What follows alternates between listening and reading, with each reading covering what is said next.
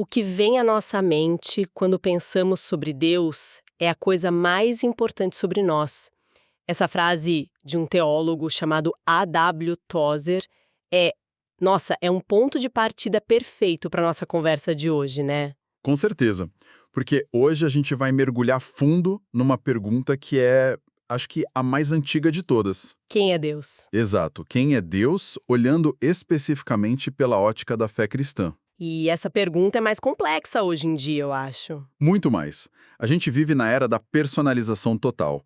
Você, sei lá, você monta a sua playlist no Spotify. O seu feed nas redes sociais. Exatamente. A Netflix te diz o que você quer ver antes mesmo de você saber.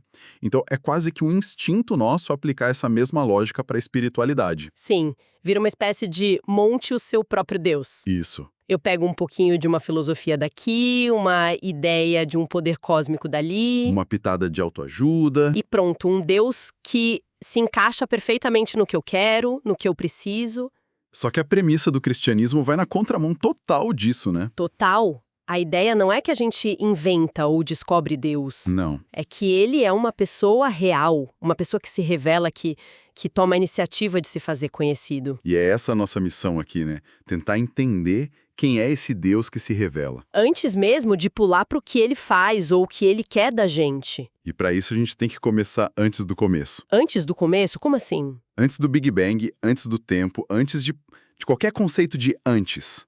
Deus simplesmente era. Ele não tem uma origem. Ele é a própria origem. É uma ideia que, assim, quebra a nossa cabeça porque tudo no nosso universo tem um ponto de partida, uma causa, um efeito. Tudo.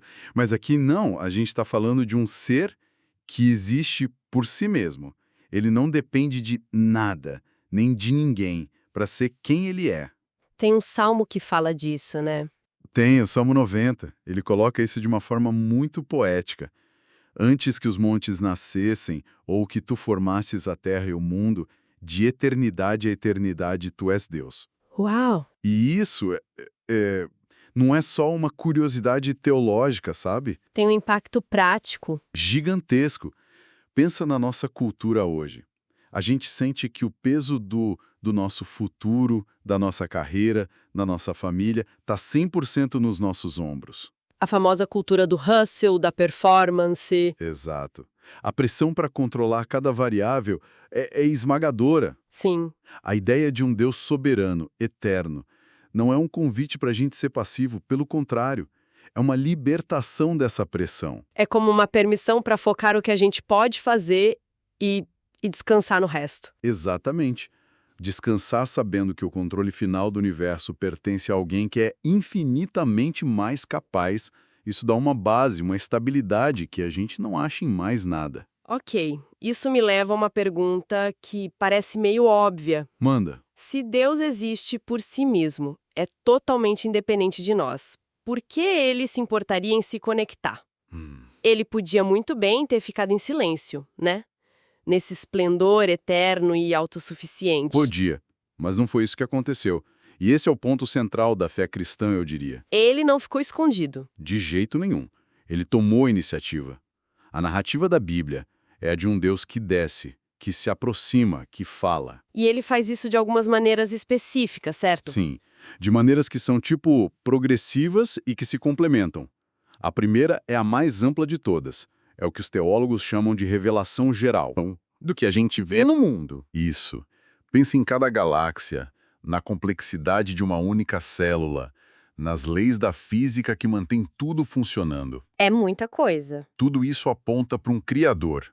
Um Criador com poder, uma inteligência que está muito além da nossa capacidade de entender. É como olhar para uma obra de arte incrível e mesmo sem conhecer o artista saber que ele é brilhante. Perfeito. O apóstolo Paulo, em Romanos, diz que o poder eterno e a divindade de Deus são claramente vistos e compreendidos por meio das coisas criadas. Certo. Então o universo é tipo uma assinatura dele. Mostra que existe um artista por trás da obra. Mas isso mostra o poder dele, a inteligência e o caráter, a personalidade, a vontade dele. Ótimo ponto. Uma pintura pode me dizer que o pintor é talentoso, mas não me diz se ele é uma pessoa boa, se é justo. Exato. E é por isso que essa revelação geral não é suficiente. Ela nos mostra que Deus existe, mas não diz muito sobre quem Ele é. E é aí que entra a segunda forma. Aí que entra a revelação especial, que a gente encontra na Escritura, na Bíblia.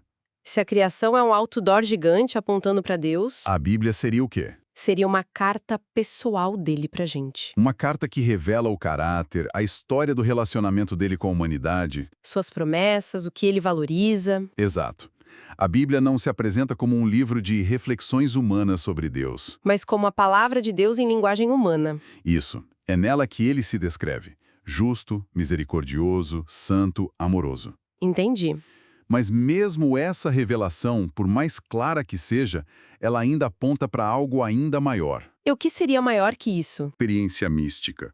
Foi uma pessoa. Jesus Cristo. Jesus Cristo. É a revelação suprema. O Evangelho de João fala que o Verbo se fez carne e habitou entre nós. E tem aquela outra parte, né? Tem.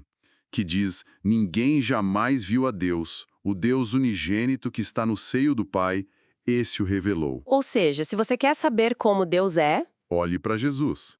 Ele é a imagem exata do Deus que a gente não pode ver. e é aqui que a coisa fica realmente interessante, eu acho. Fica muito interessante. Porque essa revelação toda em Jesus e nas Escrituras não mostra uma força impessoal, uma energia cósmica. E nenhum ser solitário e distante. Não, ela nos apresenta um Deus com uma identidade surpreendentemente complexa e relacional. A Trindade. A Trindade. E isso é algo que precisa de cuidado, né? Não estão falando de 3 deuses. De jeito nenhum. Nem de um Deus que usa 3 máscaras diferentes dependendo da situação. A ideia é mais misteriosa. Um Deus que existe eternamente como 3 pessoas distintas: Pai, Filho e Espírito Santo. Que coexistem em perfeita unidade. Um único ser. É uma ideia que, como eu disse, quebra a nossa matemática, mas está no centro de tudo. É o coração da identidade de Deus. E talvez seja útil a gente olhar para cada uma dessas pessoas para entender um pouco melhor o todo. Vamos lá. Começando pelo Pai. Isso é importante porque muita gente tem uma imagem meio conflituosa, sabe? Pensam no Deus do Velho Testamento como alguém bravo, cheio de ira. E depois vem Jesus falando de um Pai amoroso. Exato. A quem ele chama de Abba, que é quase como um papai. Como essas 2 imagens se conectam? Essa é uma tensão que muita gente sente. Mas a revelação de Jesus não contradiz o que veio antes. Ela completa, ela esclarece. O mesmo Deus que demonstrou uma ira santa contra a injustiça no Velho Testamento é o Pai cuja santidade exige justiça. E onde isso se resolve? Na cruz. A cruz é o lugar onde essa tensão se resolve. A santidade e a justiça do Pai exigem que o pecado seja punido. Certo. Mas o amor dele é tão imenso que ele mesmo, na pessoa do Filho, proveu o sacrifício. Então Jesus não veio para nos salvar do Pai. Não. Ele veio para nos revelar o coração do Pai. Ele mostra que a santidade e o amor de Deus não estão em conflito. São 2 faces da mesma moeda. Então a imagem do Pai que Jesus nos dá é a imagem mais nítida e completa. Ele nos convida para um relacionamento de filhos. Exatamente. Não de escravos com medo de um tirano. E isso nos leva de volta a Jesus, o Filho. Certa. Mas a ideia por trás é fundamental. Jesus é uma única pessoa com 2 naturezas. Ele é 100% Deus e, ao mesmo tempo, 100% homem. Peraí, isso sempre me deu um nó na cabeça. Se ele é 100% Deus, ele é onipotente, invulnerável. Como ele pode ser 100% humano e sentir dor de verdade, cansaço, angústia, sem que isso seja só uma peça de teatro? Essa é a beleza e o mistério da encarnação. Não foi Deus fingindo ser humano. Foi Deus se tornando humano. Genuinamente humano, sem deixar de ser Deus. E os relatos são muito claros nisso. Ele sentia fome, ficava exausto. Sentiu uma angústia tão profunda que suou sangue. Chorou com a morte de um amigo. Não era um espetáculo. Era real. E isso é algo que vale a pena a gente parar para pensar. Com certeza. A ideia de que o Criador do Universo sentiu o nó na garganta pela perda de um amigo muda tudo.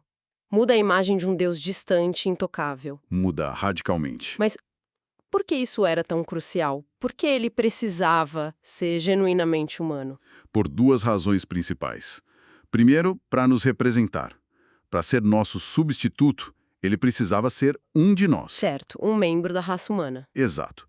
E segundo, ele precisava ser plenamente Deus para que o sacrifício dele tivesse um valor infinito, capaz de pagar a dívida de toda a humanidade. Então, na cruz, Na cruz, a perfeita humanidade de Jesus sofreu, e a perfeita divindade de Jesus deu a esse sofrimento um valor eterno.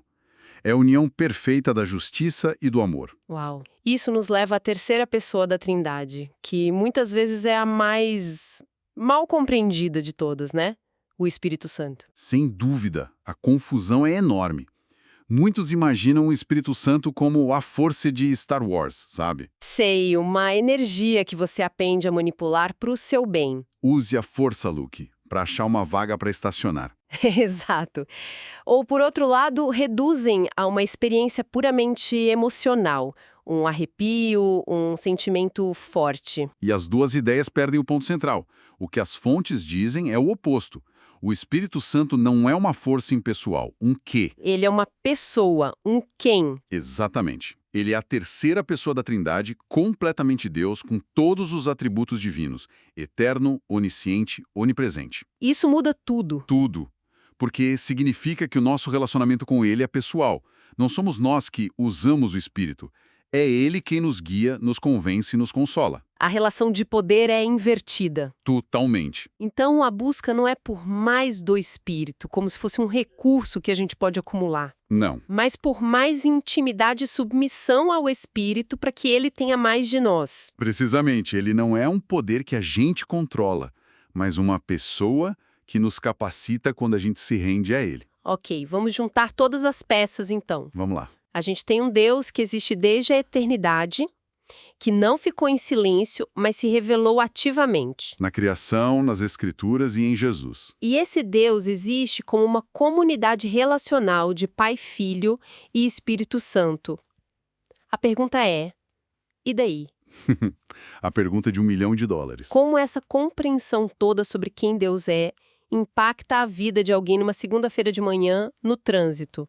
As implicações são transformadoras, vamos pegar alguns pontos. Primeiro, a própria natureza da fé. Se Deus é quem toma a iniciativa de descer e se revelar. A jornada não é a gente tentando subir uma escada para alcançar ele. Exato. É a gente respondendo a um Deus que já veio ao nosso encontro. Isso tira o peso da performance das nossas costas, sabe? A pressão de ter que ser bom o suficiente, espiritual o suficiente para merecer a atenção de Deus. Isso. Segundo, pensa na nossa compreensão do pecado. Se Deus é esse ser infinitamente santo e relacional, O pecado não é só quebrar uma lista de regras. não. É uma ofensa pessoal. É uma quebra de relacionamento. E isso nos dá uma noção muito mais profunda da gravidade do pecado e, claro, da grandeza da graça necessária para restaurar essa relação. Faz todo sentido. E sobre a soberania que a gente falou no começo? A gente volta para a questão do controle. A soberania de Deus, vista através das lentes de um pai amoroso que entregou o filho, nos ensina que a gente pode descansar. Não um descanso de preguiça. Não um descanso da ansiedade. Mesmo quando o mundo parece um caos, quando nossos planos dão errado, a gente pode confiar que nada disso surpreende a Deus. Podemos fazer nossa parte com diligência. E dormir em paz, sabendo que não somos os gerentes do universo. Imagino que isso mude também a forma como a gente ora. Completamente. Se Deus é uma força impessoal, orar é meditar, é um grito no vazio. Mas se ele é um pai, um filho que nos entende e um espírito que intercede, A oração vira uma conversa. Um diálogo real com alguém que ouve, se importa e age. Deixa de ser uma lista de desejos e se torna um espaço de relacionamento. e por último, a ideia da fé. Muita gente define fé como um salto no escuro. Mas com base em tudo que a gente conversou, essa definição parece não se encaixar. Não se encaixa mesmo. A fé cristã não é um salto no escuro. É um passo em direção à luz. Como assim? É uma resposta confiante baseada naquilo que Deus já revelou sobre si mesmo. Ele se mostrou na criação, falou nas Escrituras e andou entre nós em Jesus. A fé não é acreditar apesar da falta de evidências. É confiar na pessoa que essas evidências revelam. É uma mudança de perspectiva gigantesca. A gente partiu da ideia de um Deus personalizado, que a gente monta para nosso conforto, e encontrou um Deus com uma identidade própria, que se revela e nos convida a conhecê-lo como ele realmente é. Exatamente. Resumindo nossa jornada, então, encontramos um Deus que existe eternamente, um Deus que não ficou em silêncio, mas se deu a conhecer, na criação, nas Escrituras e de forma suprema em Jesus. Um Deus que não é solitário, mas existe como essa comunidade relacional. Pai, Filho e Espírito Santo. Perfeito. E isso nos leva, eu acho, a um pensamento final para a gente refletir. Qual seria? A fé cristã não começa com alguém procurando uma religião que funcione. Começa com alguém ouvindo um Deus que fala. Se a fé é de fato uma resposta a um Deus que se mostra claramente e não um salto cego no escuro. Certo. Como essa certeza poderia transformar a maneira como as incertezas, as crises e os verdadeiros saltos no escuro da vida são encarados?